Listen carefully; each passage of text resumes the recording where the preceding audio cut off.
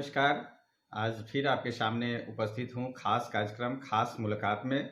आज हमारे बीच मौजूद हैं मुजफ्फरपुर डीएवी पब्लिक स्कूल के regional director SK Jha ji. हम इनसे बात करेंगे किस तरह से शिक्षण व्यवस्था चल रही है इस वैश्विक महामारी कोरोना वायरस में हुए लॉकडाउन के बीच। सबसे पहले हम अपने टीम की ओर से झा जी का स्वागत करते हैं। नमस्कार। सर, सबसे पहले हम जानना चाहते हैं कि सर जो डीएवी जो नाम दिया गया है स्कूल का, इसका हम दर्शकों को चाहते हैं कि संक्षिप्त में इसका सर वर्णन कर दिया जाए। डीएवी का पूरा नाम है दयानंद एंग्लो वैदिक। यूँ कहें आपको शॉर्ट में कि दयानंद स्वामी जी का अंत से जो एक रिएक्शन हुआ उससे जन्म हुआ डीएवी का। दयानंद एंग्लो वैदिक ये पौराणिक और आधुनिक दोनों का सम्मिश्रण करके हम इस शिक्षा व्यवस्था को आगे ले जा रहे हैं। जो उनकी ये परिकल्पना भी थी और सपना भी था, उसी सपना पे डीएवी आज वटवृक्ष की तरह लगभग 950 ब्रांच के साथ आगे बढ़ रही है। सर, हम जानना चाह रहे हैं कि लॉकडाउन में जो छात्र अभी घर पे रह रहे हैं उनकी सर शिक्षण व्यवस्था कैसे चल रही है? देखिए, यह एक अजनबी चीज़ हो गई इस साल कि ऐसे लोग तैयार तो नहीं था, लेकिन thanks to the teachers of the entire community, entire public sector की भरसक मेहनत करके उन्होंने ऑनलाइन क्लासेस की व्यवस्था की है। यूँ कहें कि डीएवी इंटायर, चाहे वो सुदूर किसी देहात में हो चाहे किसी शहर में हो, हर जगह डिफरेंट ऐप्स के माध्यम से हम अपने बच्चों को जोड़े हैं। यूँ कहें कि लगभग 90 से 92% बच्चे हर जगह हमारे डिफरेंट ऐप्स के साथ जोड़ के हमारी रेगुलर ऑनलाइन क्लासेस चल रही है। और ये चूँकि हम सफल हैं कि नहीं हैं, इसका सबसे अच्छा उदाहरण होता है पेरेंट्स का जो फीडबैक मिल रहा है। मैं पेरेंट्स को भी धन्यवाद देता हूँ इस बात के लिए कि उन्होंने अपनी मेहनत के साथ हमें सपोर्ट किया है, अपने बच्चों को सपोर्ट किया है, शिक्षकों को सपोर्ट किया है।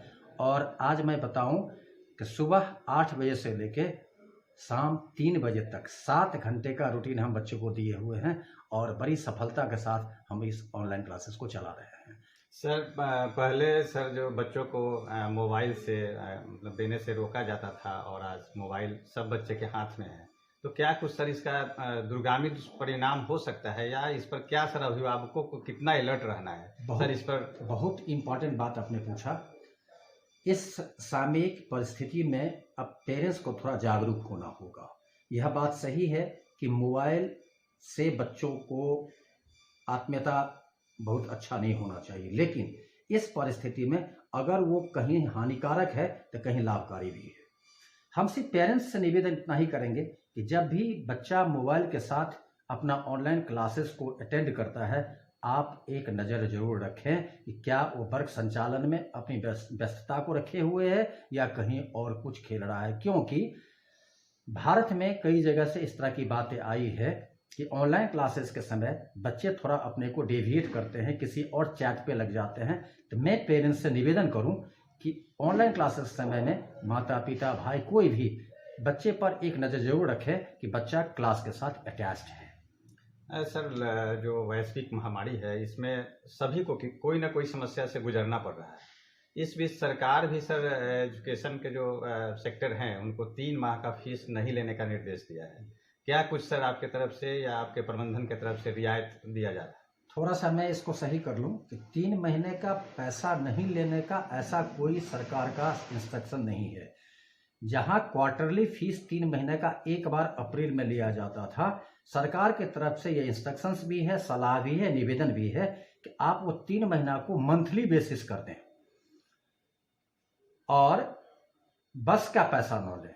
तो डीएवी प्रबंधन ने बस के पैसा को अभी नहीं लिया है और हर जगह हर विद्यालय में 1-1 महीने का फीस लेने का ही हम लोगों ने प्रावधान किया है। चूंकि इंटरडिपेंडेंट हैं हम, पेरेंट्स के बच्चों को हम शिक्षा दे रहे हैं और बदले में पेरेंट्स शिक्षक के परिवार का गुजारा बसारा करता है, तो निश्चित रूप से पेरेंट्स इस बात को सोचेंगे और वो अपना टाइमली फी जमा करेंगे। इससे जो शिक्षक है, कर्मचारी हैं विद्यालय के, उनका भी परिवार का भरण पोषण हो सके। सर, उत्तर बिहार समेत पूरे राज्य में सर कई ब्रांचेज हैं आपके डीएवी के, तो बहुत सारे हैं, स्टाफ हैं जुड़े हुए हैं इससे। लॉकडाउन में सभी को समस्या हो रही होगी, आपको भी सर इसमें कहीं ना कहीं कोई किसी न किसी कठिनाइयों से गुजरना पड़ रहा होगा सर, क्या कुछ? हाँ, ये बात सही है कि समस्याएं हैं। हमारी 85 स्कूल बिहार में भी है, 85 हर जगह, चाहे देहात का भी है, शहर का भी है, समस्याएं हैं। लेकिन हम एज ए प्रिंसिपल, शिक्षक एक दूसरे को सहयोग के लिए तत्पर हैं। हम एक दूसरे से जुड़े हैं, एक दूसरे के समस्या को देखते हैं। कभी भी किसी भी तरह का स्वास्थ्य संबंधी, आर्थिक संबंधी या और किसी भी तरह का कोई भी समस्या किसी भी शिक्षक को किसी भी जगह बिहार में हो रहा है, तो हम सब आगे आने वाले लोग उनके साथ मिलकर उनको सहयोग भी करते हैं और उनका दुख के साथ हम सहयोग भी करते हैं।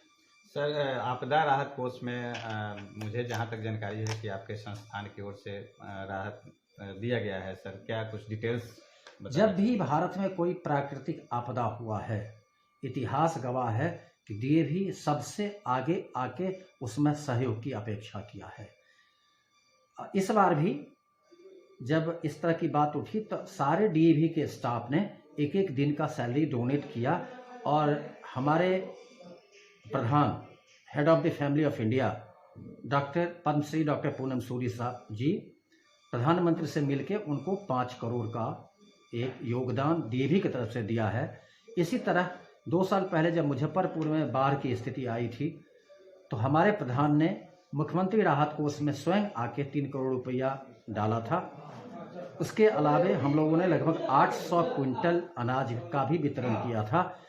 तो इतना तय है कि चूंकि डीएवी अपने नाम से ही जाना जाता है और हम सरकार के और राष्ट्र के हित में जब भी कोई परिस्थितियां ऐसी आती है तो डीएवी आगे बढ़ के हम लोग वॉरियर्स की तरह काम करते हैं, सहयोग की अपेक्षा करते हैं। आगे भी इस तरह की कोई बात होगी तो हम डीएवी समूह इसके लिए तत्पर होंगे।